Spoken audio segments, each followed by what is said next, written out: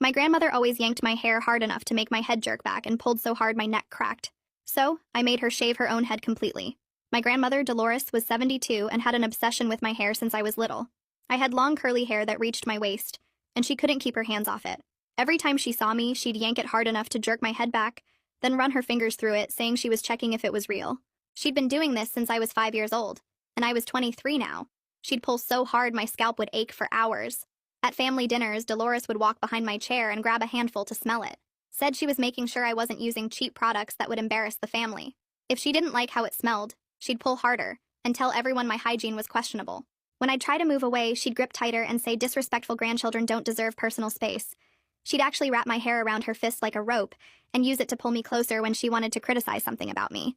My weight, my job, my relationship status, each criticism came with a sharp tug.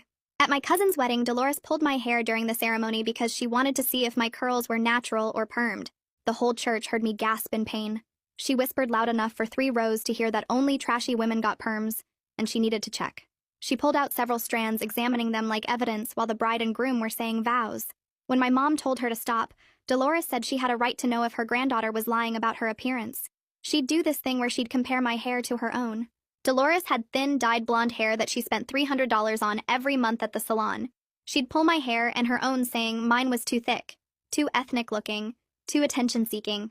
She actually told people I grew it long to show off and make other women feel bad.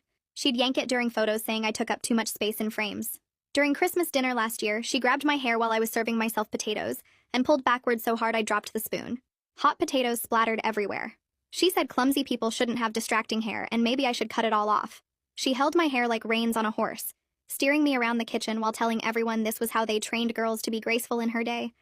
My boyfriend Kevin finally said something, and Dolores called him whipped for defending someone with obviously fake hair. She pulled extra hard to prove her point and actually made my neck crack. But here's what Dolores didn't know.